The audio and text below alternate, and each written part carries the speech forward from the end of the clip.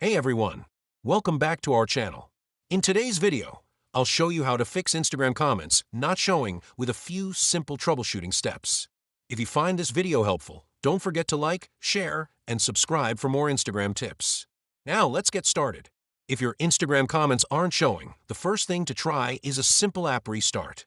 Close the Instagram app completely. Reopen it and check if the comments are visible. Sometimes, a quick restart is all it takes to fix minor glitches. If restarting the app didn't work, the issue might be with your internet connection. Turn on airplane mode for a few seconds. Turn airplane mode off and reconnect to Wi-Fi or mobile data. A stable internet connection is essential for Instagram to load comments properly.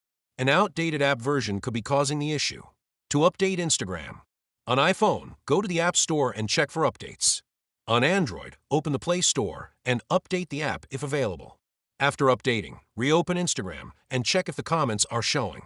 If updating didn't fix the issue, try logging out and logging back into your account. Open Instagram and go to your profile. Tap the three lines in the top right corner. Scroll down and select Log Out. Log back in and check if the comments are now visible. If you have a VPN enabled, it might be interfering with Instagram's connection.